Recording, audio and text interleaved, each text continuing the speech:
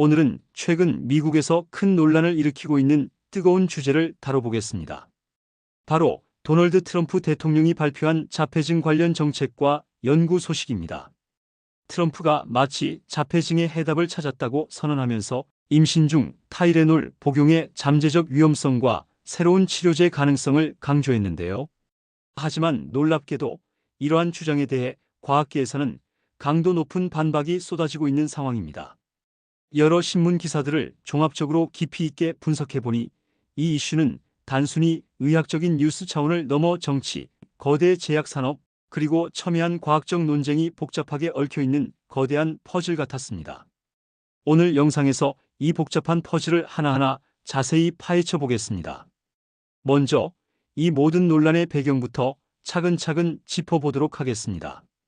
지난 2025년 9월 22일 도널드 트럼프 대통령이 백악관 기자회견장에서 전 세계를 충격에 빠뜨릴 만한 발언을 했습니다. 그는 임신 중 타이레놀, 즉 아세트아미노펜 복용이 자폐아 출산 위험을 현저히 높일 수 있다고 강력하게 주장하며 FDA, 즉 미국 식품의약국을 통해 해당 약물의 라벨을 수정하고 의료 전문가들에게 이 위험성을 공식적으로 통보하겠다고 밝혔습니다. 여러분도 잘 아시다시피 타이레놀은 전 세계적으로 가장 흔하게 사용되는 해열 진통제 중 하나잖아요. 트럼프는 자신의 주장을 뒷받침하기 위해 2000년 대비 자폐증 유병률이 무려 400%나 급증했다는 통계를 인용하며 더 이상 타이레놀을 복용하지 말라. 그리고 아기에게도 절대 주지 말라고 아주 강하게 권고했습니다. 이러한 그의 단호한 메시지는 그의 대선 슬로건인 Make America Healthy Again, 즉 미국을 다시 건강하게 만들자 프로젝트의 중요한 일환으로 해석되고 있으며 특히 거대 제약회사, 이른바 빅파마를 비판해온 트럼프 특유의 스타일이 그대로 반영된 것으로 보입니다. 이제 트럼프 행정부의 구체적인 계획으로 더 깊이 들어가 볼까요? 연방보건당국은 하버드 의과대학과 마운트 시나이 의과대학 연구진의 광범위한 분석 결과를 기반으로 임신 초기 단계에서 타이레놀을 복용하는 것이 아동의 자폐 스펙트럼 장애 위험을 높일 수 있다는 경고를 공식적으로 발표할 계획입니다. 이는 발열과 같은 명확한 의학적 필요가 없을 때는 타이레놀 복용을 최대한 자제해야 한다는 권고로 이어질 것입니다. 트럼프 대통령은 심지어 정말 참을 수 없는 고통이 아니라면 아주 소량만 복용하라고까지 언급하며 경각심을 강조했습니다. 이러한 충격적인 발표 소식이 전해지자마자 타이레놀의 제조사인 켄뷰의 주가는 뉴욕 증시에서 단 하루 만에 7.47%나 급락하는 사태를 겪었습니다. 심지어 이달 초부터 관련 보고서에 대한 소문이 돌기 시작하면서 이미 16%나 하락했던 터라 이번 발표는 제약업계에 엄청난 타격을 준 것으로 평가됩니다. 켄뷰는 존슨앤드존슨의 소비자 건강사업 부문이 분사하여 설립된 회사로 타이레놀 외에도 리스테린, 뉴트로지나 등 우리에게도 친숙한 유명 브랜드를 다수 보유하고 있습니다. 그런데 여기서 정말 흥미로운 지점은 트럼프 행정부가 타이레놀의 위험성을 경고하는 동시에 자폐증 치료에 새로운 희망과 새로운 길을 제시했다는 점입니다. 바로 루코보린이라는 약물이 그 중심에 있습니다. 루코보린은 원래 항암화학요법의 부작용을 억제하거나 엽산, 결핍을 치료하는 데 사용되던 약물인데요. 최근 진행된 임상시험에서 이 루코보린이 자폐 스펙트럼 장애, 아동의 언어 및 소통 능력을 획기적으로 향상시켰다는 놀라운 결과가 나왔습니다. 현재 FDA는 이 루코보린 관련 약물 문구를 면밀히 검토 중이며 NIH, 즉 미국 국립보건원 역시 자폐 데이터 과학 이니셔티브를 발표할 예정이라고 합니다.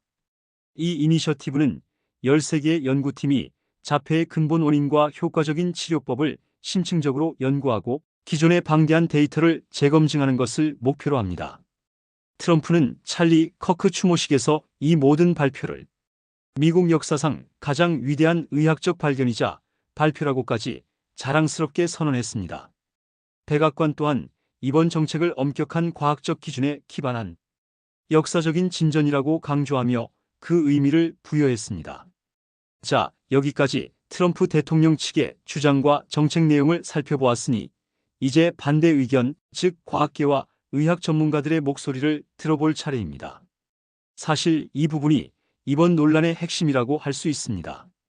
많은 과학자와 의학 전문가들은 트럼프의 주장에 대해 과학적 근거가 현저히 부족하다고 강하게 비판하고 있습니다. 심지어 FDA조차 아세트아미노펜과 자폐의 잠재적 연관성이 일부 연구에서 언급된 것은 사실이나 인과관계는 아직 명확히 입증되지 않았으며 오히려 반대되는 연구 결과도 다수 존재한다고 공식적으로 인정했습니다.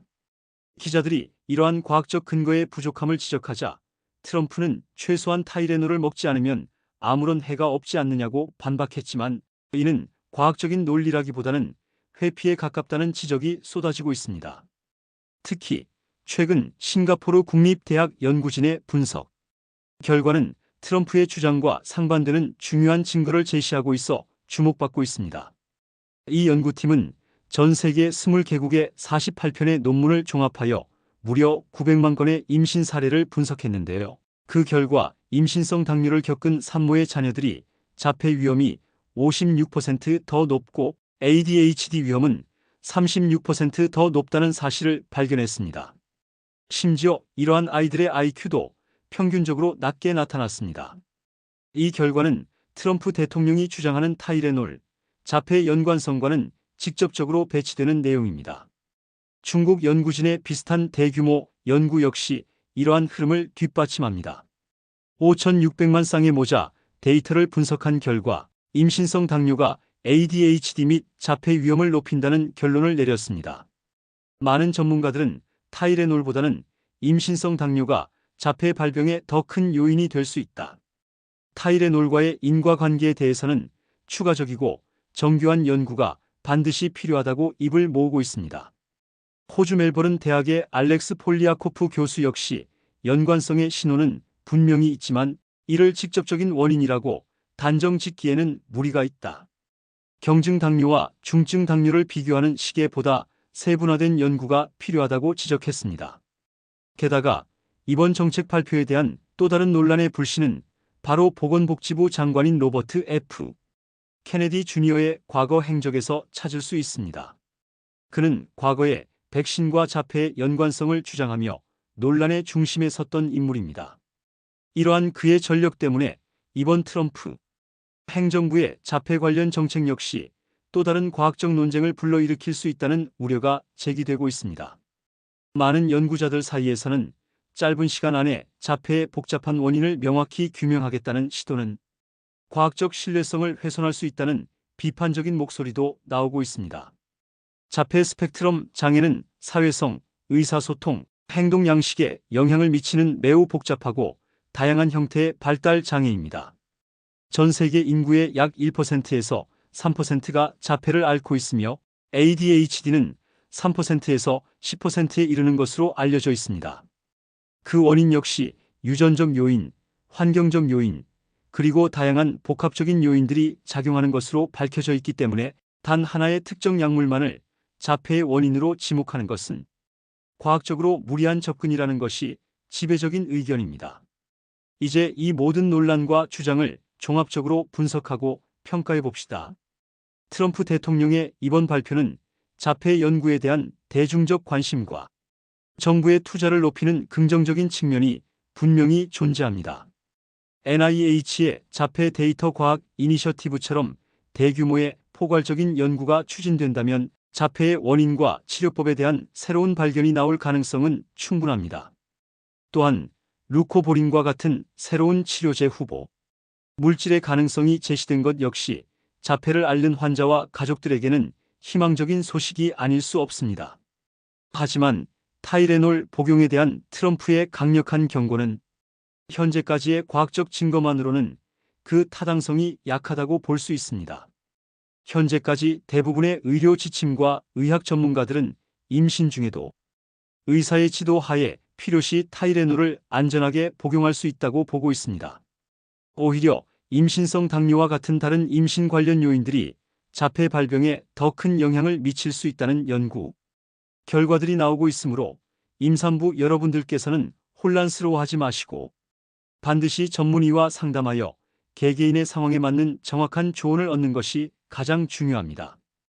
이번 이슈는 단순히 의학적 논쟁을 넘어 정치적 메시지와 과학적 사실, 그리고 거대 제약 산업의 이해관계가 복잡하게 얽혀있는 현대 사회의 한 단면을 보여줍니다.